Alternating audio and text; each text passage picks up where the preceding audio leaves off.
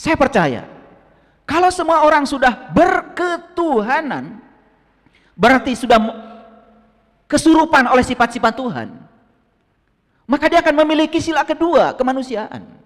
Karena aspek tertinggi dari manusia itu adalah sifat kemanusiaannya, memiliki rasa empati pada manusia lain. Pertanyaan sederhana, kita sholat, kita melakukan ritual, ibadah-ibadah yang kita lakukan banyak sekali setiap hari. Pertanyaan, sudahkah kita kesifati sifat-sifat Tuhan? Jujur ya, agama ini menjadi sangat sensitif, betul nggak? Karena orang tidak sadar kalau agama itu kan urusan individu, urusan masing-masing.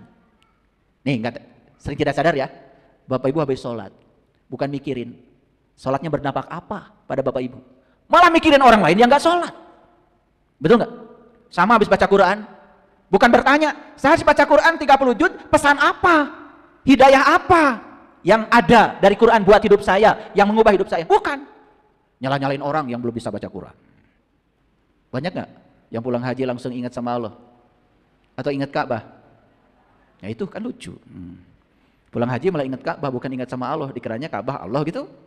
Subhanallah. Allah menarik kepadanya orang-orang yang dikehendakinya. Lihat Bapak Ibu, Allah menarik orang-orang yang dikehendakinya dan memberi petunjuk pada orang yang kembali kepadanya. Mau nggak dikehendaki sama Allah? Ya sederhana. Kalau ingin dikehendaki Allah, ingin ditarik oleh Allah, sediakan diri kita supaya jadi hamba yang siap ditarik. Karena Allah.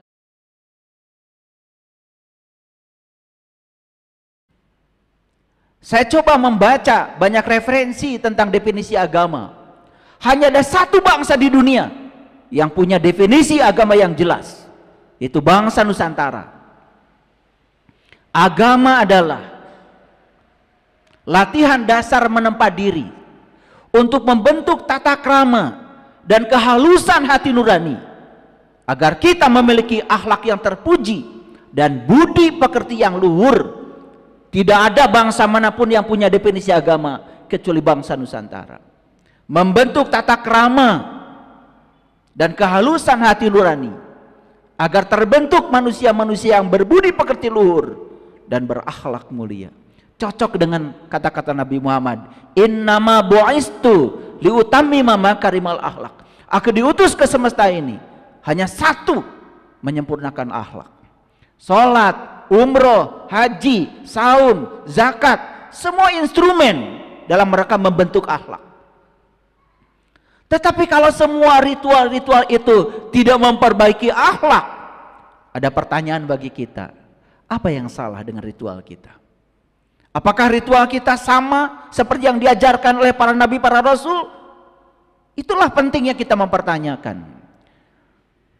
Keyakinan yang tidak pernah diragukan, keyakinan yang tidak pernah dipertanyakan, itu adalah fanatisme yang dibungkus dengan kepastian palsu, sehingga kita tidak memiliki kepastian yang asli.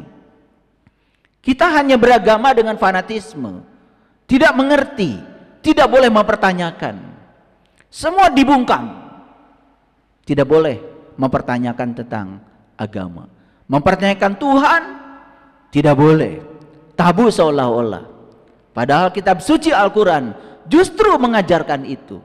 Umatnya Nabi Musa ketika disuruh mengimani Tuhannya Musa, Allahnya Musa, beliau tidak mengatakan aku beriman pada Allahmu Musa. Tidak, aku takkan mengimani Allahmu Musa sebelum aku bisa menyaksikan Allahmu dengan terang benderang.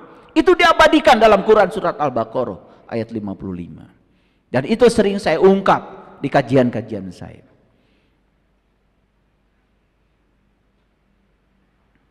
Para hadirin, para sahabatku yang budiman,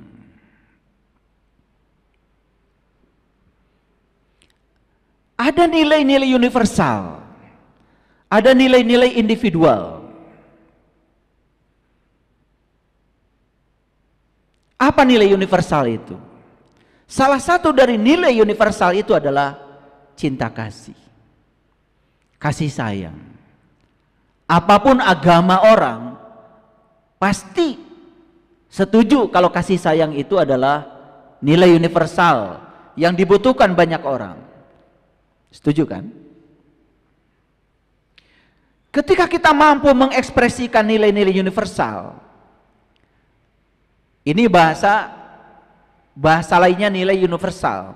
Tapi bahasa yang lebih spesifiknya, nilai-nilai universal itu sebetulnya adalah sifat-sifat Tuhan. Dan kalau kita sebagai bangsa mampu mengekspresikan nilai-nilai universal, sifat-sifat Tuhan, apapun agamanya. Karena saya percaya, apapun agamanya, pasti Tuhannya satu. Bahwa menyebutnya dengan cara yang berbeda, itu karena berdasarkan tradisi agamanya masing-masing. Itulah pentingnya kita mengenal siapa sesungguhnya Tuhanku, apapun agama kita.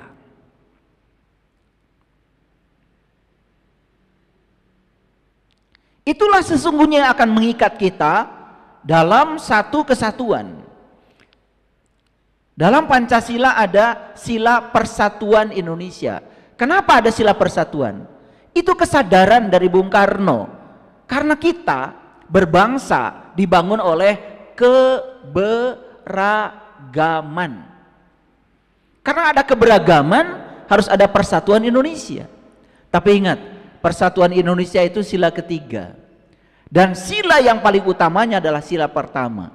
Kenapa sila pertama tidak berbicara Tuhan yang Maha Esa, tapi berbicara ketuhanan. Tuhan itu sudah selesai, tapi ketuhanan itu berbeda dengan Tuhan. Pernah dengar ada orang kesetanan?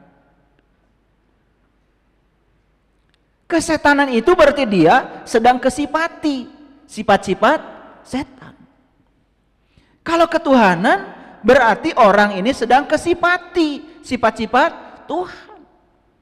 Bagaimana tidak kesipati sifat-sifat Tuhan? Oh, Tuhan mengatakan, aku bersamamu lebih dekat daripada urat nadi leher. Harusnya seluruh manusia itu kesipati sifat-sifat Tuhan. Kok ada manusia yang Tuhan bersama dirinya, tetapi dia tidak kesipati sifat-sifat Tuhan? Ini kan problemnya di mana? Ini yang harusnya dipikirkan oleh banyak tokoh agama. Bukan saling menyalahkan, bukan merasa kelompoknya paling benar, tetapi ini perlu direnungkan. Saya percaya, kalau semua orang sudah berketuhanan, berarti sudah kesurupan oleh sifat-sifat Tuhan, maka dia akan memiliki sila kedua, kemanusiaan. Karena aspek tertinggi dari manusia itu adalah sifat kemanusiaannya, memiliki rasa empati pada manusia lain. Dan sila ketiga akan muncul dengan sendirinya, persatuan. Sila keempat juga akan muncul dengan sendirinya, hikmah dan kebijaksanaan. Kata-kata hikmah dan kebijaksanaan itu asli bahasa Al-Quran. Maka di Quran ada kata-kata yu'til hikmata mayyasha wa mayyutil hikmata faqad utiya khairan katsir wa mayyazakaru illa ulil albab. Allah memberikan hikmah kepada siapa saja yang dia kehendaki. Dan tidak ada yang dapat hikmah kecuali ulul albab. Siapa ulul albab? Orang yang sudah sampai kepada Allah, orang yang sudah bisa mengingat Allah, berdiri, duduk, berbaring. Orang yang sudah tahu dan kenal kepada Allah, itulah ulul albab. Bahasa Rasulnya dulu disebut ahlul bait. Makanya keadilan itu menjadi nilai universal yang tertinggi yang harus kita capai. Dan keadilan tidak mungkin bisa dicapai kalau manusia tidak berketuhanan. Pertanyaan sederhana. Kita sholat, kita melakukan ritual, ibadah-ibadah yang kita lakukan banyak sekali setiap hari. Pertanyaan, sudahkah kita kesipati sifat-sifat Tuhan?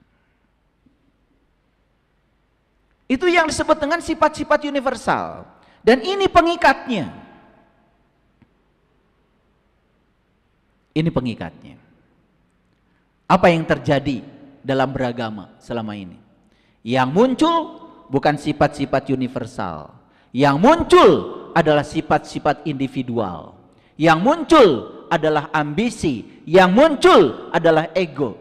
Yang muncul merasa dirinya paling benar. Yang muncul merasa kelompoknya lebih eksklusif daripada kelompok yang lain. Dan mulai merendahkan kelompok yang lain yang berbeda dengan diri. Bahaya nggak Bapak Ibu kalau ini dibiarkan? Sangat berbahaya. Jadi hari ini kuliah saya ini adalah kuliah kebangsaan. Kuliah yang sangat penting buat semua, buat seluruh bangsa Indonesia. Karena saya mencintai tanah air ini. Karena Indonesia bukan warisan bagi kita. Indonesia adalah titipan buat anak cucu kita.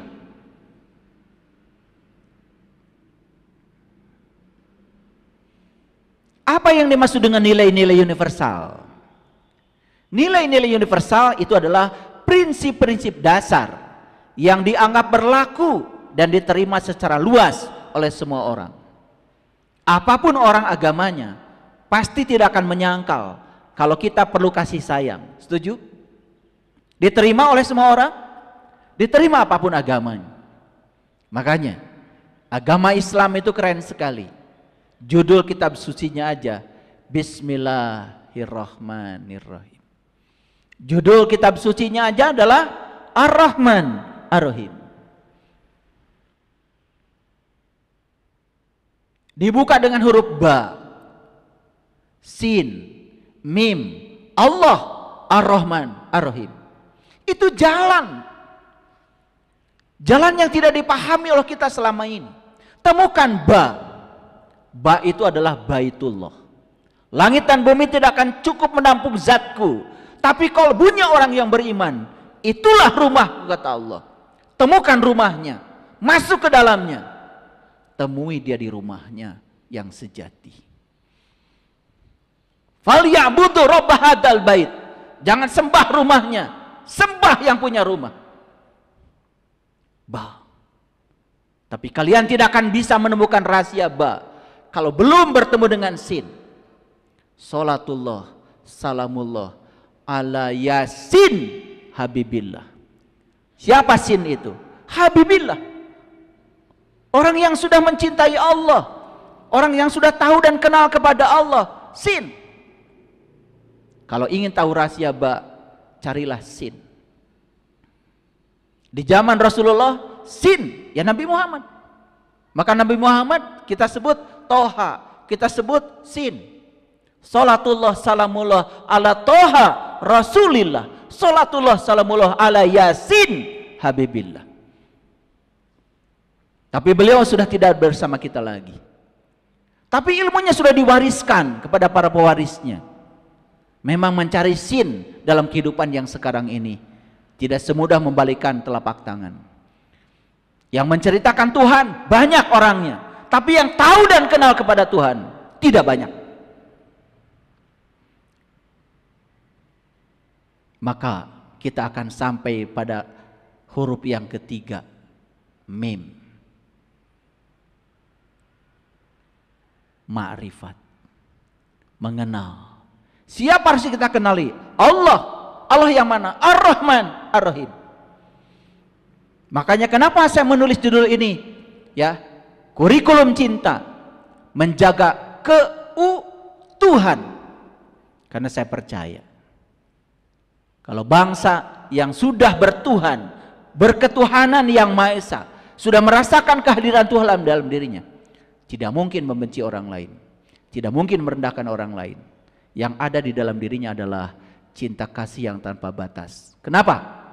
Karena dia sudah sampai pada sumber cinta itu sendiri.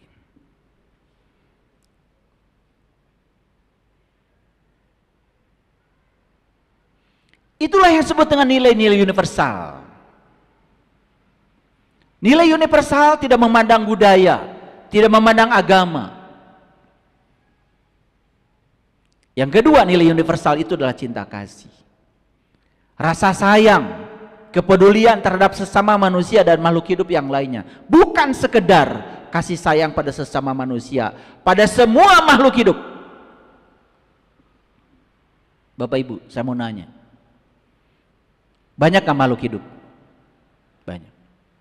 Saya mau nanya sekali lagi, Apakah makhluk hidup punya rasa? Punya.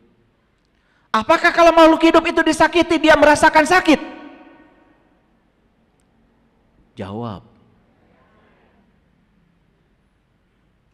Suka menyakiti makhluk hidup yang lain. Suka minta maaf sama mereka.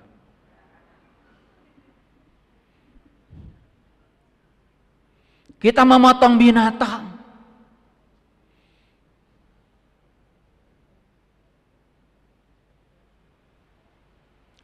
Suka minta maaf. Subhanallah. Hanya minta maaf pada mereka yang mengorbankan nyawanya demi untuk memenuhi gizi kita saja. Kita lupa. Saya pagi-pagi sama istri saya ingat. Di Jepang, di Tsukiji namanya itu. Tsukiji itu fish market. Jadi tempat penjualan segala jenis ikan itu. Yang menarik bagi saya apa? Begitu saya masuk ke salah satu kios penjual ikan, di situ sedang ada upacara. Mau memotong ikan tuna. Ikan tunanya besar sekali itu. Mau dipotong untuk sashimi. Itu semua ya, yang mau motong itu sedang upacara. Berkali-kali melakukan, orang Jepang kan suka begini, berkali-kali. Saya jadi penasaran. Selesai upacara itu saya masuk ke situ sebelum saya beli ikan tuna itu. Kenapa? Sebelum Anda memotong-motong ikan itu, Anda melakukan upacara sebegitu panjangnya. Jawaban mereka, kami bukan menyembah ikan tuna. Kami berterima kasih pada semesta yang telah mengaruniakan ikan yang sangat luar biasa ini. Mau memotong ikan tuna aja upacaranya sebegitu luar biasa. Thanksgiving, melakukan upacara berterima kasih pada semesta. Wah, jangan-jangan inilah yang membedakan kenapa makan sashimi di Jepang dengan makan sashimi di Indonesia beda. Rupanya ada Thanksgiving dulu, ada upacara dulu. Dan ternyata mereka percaya, sudah diteliti oleh Profesor Dr. Masaru Emoto, bahwa ternyata mengucapkan terima kasih pada apapun itu akan membentuk struktur kristal. Setiap yang diucapkan terima kasih itu menjadi teratur, termasuk air. Makanya mereka sudah terbiasa dengan buku The True Power of Water. Luar biasa. Ada yang pernah ke Tsukiji? Oh belum. Ya nggak apa-apa. Saya doakan ya. Jalan-jalan. Kalian itu masalahnya kurang piknik sebetulnya. Jadi itu masalahnya. Jadi merasa paling benar sendiri. Jago kandang istilahnya itu. Kalau orang yang picik pikiran, wih itu musyrik itu nyembah-nyembah ikan. Betul nggak? Karena kita tidak mau tahu. Sama seperti leluhur kita mengajarkan sesajen, langsung dihukumi musyrik itu. Tahu sesajen aja enggak. Padahal sajen itu sastra gender, sastra jendra. Leluhur kita sedang mengajarkan kitab hidup. Karena semua bahan-bahan yang ada sajen itu berasal dari alam, buatan Tuhan. Jangan-jangan kira-kira sama seperti orang Jepang tadi menghormati salmon. Ini cinta kasih Bapak Ibu, cinta kasih. Berikutnya, nilai universal itu adalah kebenaran. Di dalamnya ada kejujuran, integritas, kesetiaan pada prinsip hidup kita. Kejujuran di kita ini sudah sangat mahal Bapak Ibu. Bahkan saya membaca di universitas pun kejujuran sudah mulai diragukan. Di universitas sekarang ada yang namanya sampah ilmiah. Sampah ilmiah. Hasil-hasil penelitian yang hanya menumpuk di perpustakaan sebagai laporan untuk naik pangkat. Dan hasil-hasil penelitian itu gak ada gunanya buat masyarakat. Padahal negara sudah menggelontorkan uang triliunan untuk melakukan penelitian. Saya menyaksikan dengan mata kepala saya sendiri Bagaimana uang penelitian itu tidak masuk kepada tempatnya untuk meneliti. Jadi mobil, jadi rumah, dan saya menyaksikan itu. Makanya saya mengambil pilihan untuk pensiun dini. Karena saya tidak bisa memperbaiki itu.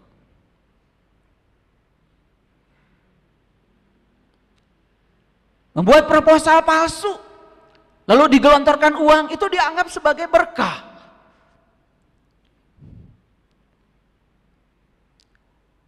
Dan yang luar biasa, tidak merasa risih menggunakan uang itu. Padahal di proposalnya buat ini, buat pembelajaran ini, pelajaran. Tapi ujungnya kemana? Ini soal moral. Kebenaran sudah hilang, kejujuran hilang, integritas hilang. Bahkan banyak sekali universitas terkenal di Indonesia dicurigai, ya, mereka memposting artikel-artikel hasil penelitiannya di jurnal-jurnal predator yang tidak diakui oleh dunia. Bayangkan. Saya membaca ada setidaknya 13 universitas yang sangat oleh masyarakat dihargai, dihormati, tetapi integritas dari risetnya diragukan. Bayangkan, kalau di universitas saya sebagai agen perubahan sudah seperti itu. Ini kemana ini kejujuran? Korupsi merajalela di segala aspek kehidupan. Sogok menyogok sudah menjadi biasa. Sangat mengerikan. Indeks persepsi korupsi kita masih di bawah 50. Di ASEAN hanya satu negara yang paling bersih dengan IPK di atas 80, namanya Singapura. Negara yang paling bersih nomor 3 di dunia setelah Denmark dan Finlandia. Denmark nomor 1, Finlandia nomor 2, nomor 3 Singapura. Gak usah tanya Indonesia ya, gak usah tanya. Indonesia bagaimana? Udah tanya aja kalian masing-masing. Kadang-kadang dalam keyakinan pun kita nggak jujur. Coba, ketika sholat kayak yang bener aja. Ini wajahtu wajhialilladzi fataras samawati wal ard. Aku hadapkan wajah batinku kepada Zat yang telah menciptakan langit dan bumi. Gombel kata Allah. Karena saat mulut komat kamit baca kalimat itu, saat yang bersamaan pikiran kita sudah mulai liar, entah pergi kemana. Aqimis sholata li zikri tidak tercapai. Dalam urusan ibadah saja kita sudah tidak jujur. Dan ketidakjujuran kemudian mewabah ke dalam segala aspek kehidupan. Kita kehilangan nilai-nilai universal. Berikutnya keadilan. Perlakuan yang adil dan setara untuk semua orang tanpa diskriminasi. Hukum terkadang ya ada istilah ya, tumpul ke atas tajam ke bawah. Diskriminasi masih terjadi dalam segala aspek kehidupan. Kenapa saya ceritakan ini? Supaya kita buka pikiran kita. Yuk Bapak Ibu mau berkontribusi di aspek mana untuk memperbaiki bangsa ini. Kita sudah nyanyi tadi ya. Ada yang menangis saya lihat tadi. Bahkan saya juga menangis tadi. Kita sudah menyanyikan lagu Tanah Airku. Ibu Pertiwi. Kedamaian, toleransi, kebebasan, tanggung jawab, kesetaraan, empati, solidaritas. Itu nilai-nilai universal yang akan menjaga keutuhan bangsa ini. Itu sebabnya dalam Quran surat Asy-Syura, silakan dicatat, surat Asy-Syura, surat ke-42 ayat 13. Dia telah mensyariatkan bagi kamu dari agama apa yang telah diwasiatkannya kepada Nuh, apa yang telah kami wahyukan kepadamu, dan apa yang telah kami wasiatkan kepada Ibrahim, kepada Musa, kepada Isa. Apa wasiatnya? Tegakkan agama. Dan janganlah kamu berpecah-pecah di dalamnya. Jujur ya, agama ini menjadi sangat sensitif. Betul nggak? Karena orang tidak sadar kalau agama itu kan urusan individu. urusan masing-masing. Nih, sering tidak sadar ya, Bapak Ibu habis sholat, bukan mikirin sholatnya berdampak apa pada Bapak Ibu, malah mikirin orang lain yang nggak sholat. Betul nggak? Sama habis baca Quran, bukan bertanya, saya habis baca Quran 30 juz, pesan apa, hidayah apa yang ada dari Quran buat hidup saya, yang mengubah hidup saya. Bukan nyala-nyalain orang yang belum bisa baca Quran. Gitu apa tidak? Maaf ya, saya udah minta maaf dulu. Kalau tidak diginikan nggak ngerti-ngerti kita itu. Padahal Quran itu surat. Yang namanya surat ada pesan. Coba, Bismillahirrahmanirrahim, apa pesannya? Alhamdulillahirabbil alamin, apa pesannya? Ar-Rahman Ar-Rahim, apa pesannya? Maliki Yaumidin, apa pesannya? Iyyaka na'budu wa iyyaka nasta'in, apa pesannya? Nyaris tanpa menangkap pesan. Hanya membaca itu berulang-ulang. Karena apa? Karena kita percaya hidup itu nanti. Padahal hidup itu di sini, saat ini, sekarang. Amat berat bagi orang-orang musyrik apa yang kamu seru kepadanya. Ini ada kalimat indah sekali. Siapa orang musyrik? Orang musyrik itu orang yang syirik. Kenapa syirik? Menduakan Tuhan. Kenapa menduakan Tuhan? Satu gara-garanya, belum tahu dan kenal kepada Tuhan. Sepanjang orang tidak tahu dan kenal kepada Tuhan, sepanjang itu pula dia akan menyeru yang selainnya. Kan tidak tahu. Makanya Allah mengatakan, amat berat bagi orang musyrik apa yang kamu seru kepadanya. Ini cerita, kalau orang beriman ringan saja menyeru, ringan saja mengingat yang udah tahu. Tapi orang yang belum tahu disuruh mengingat, walaupun sampai dikerut-kerut, tetap aja berat, belum tahu. Dan lucunya ya, kita tidak bisa membedakan mana mengingat, mana menyebut. Asal sudah menyebut, disebut mengingat. Kan lucu. Kalau dalam bahasa Arab tidak ada perintah menyebut, yang ada perintah mengingat. Fazkurullah zikron kasir. Maka sudah saya sampaikan di kajian-kajian saya, semua perintah mengingat selalu diawali dengan perintah haji. Berarti haji berkunjung ke Baitullah. Untuk apa? Untuk mengenal dia. Setelah itu baru bisa mengingatnya. Kalau berhasil. Banyak gak yang pulang haji langsung ingat sama Allah? Atau ingat Ka'bah? Ya itu kan lucu. Pulang haji malah ingat Ka'bah, bukan ingat sama Allah. Dikiranya Ka'bah Allah gitu. Subhanallah. Itulah ya. Karena kita tidak mau mikir. Nah, Allah menarik kepadanya orang-orang yang dikehendakinya. Lihat Bapak Ibu, Allah menarik orang-orang yang dikehendakinya dan memberi petunjuk pada orang yang kembali kepadanya. Mau nggak dikehendaki sama Allah? Ya sederhana. Kalau ingin dikehendaki Allah, ingin ditarik oleh Allah, sediakan diri kita supaya jadi hamba yang siap ditarik. Karena Allah mengatakan yahdillahu linurihi mayyasha. Allah hanya akan menunjukkan kepada cahayanya siapa yang dia kehendaki. Tahu nggak siapa yang dikehendaki oleh Allah? Yang punya kehendak. Bukankah ruhku itu adalah bagian dari dirinya? Kalau Allah itu punya sifat kudrat dan iradat, ruhku yang Allah tiupkan pun punya sifat kudrat dan iradat. Pakai atuh sifat itu. Kan ada pada diri kita. Kita punya kuasa, kita juga punya kehendak. Ketika kehendak kita dimunculkan, kita akan dikehendaki oleh Allah. Man kana yarjuliku Allah fa inna ajalallahu la'aj. Barang siapa yang berharap jumpa dengan Allah, waktu yang dijanjikan pasti datang. Quran surat Al-Ankabut ayat 5. Sampai sini ngerti Bapak Ibu? Jujur ya, sering nggak ada orang cekcok soal urusan agama? Sudah tahu jawabannya? Itu seperti santri yang main biola, berisik, gak tahu kuncinya, gak tahu nadanya. Ngerti sekarang? Nih yang suka cekcok Di rumah karena urusan agama, santri yang gak main biola. Gitu aja saudara. Ya, karena kita nggak mau belajar. Kita percaya pada fanatisme buta, lalu kita menganggap seolah-olah diri kita lah yang paling benar, semua di luar kita salah. Itu yang harus dicabut.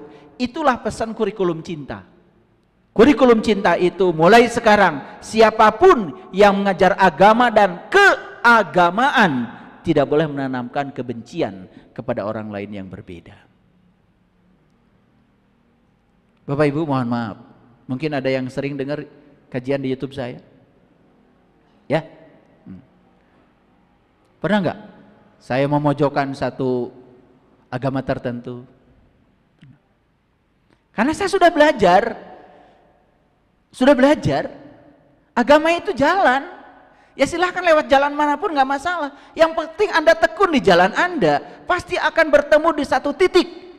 Dan titik itu dalam bahasa matematika pertemuan semua jalan. Coba kalau bikin garis, dari sini, dari sini, dari sini, dari sini. Kalau bertemu itu garis, pasti akan membuat titik. Setuju? Kita akan bertemu di situ.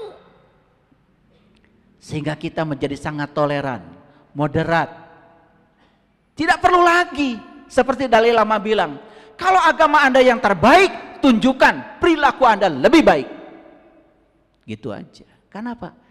Yang harus kita munculkan ke permukaan di masyarakat bukan keyakinannya, tetapi dampak dari keyakinan. Itu namanya akhlak yang mulia. Itulah nilai-nilai universal. Jadi harusnya ketika kita sudah beragama dan akrab dengan Tuhan kita, sifat-sifat Tuhan melekat dalam diri kita, memunculkan sifat-sifat universal sehingga kita bisa hidup berdampingan bersama siapapun walaupun berbeda. Setuju nggak dengan saya? Setuju apa tidak? Oke.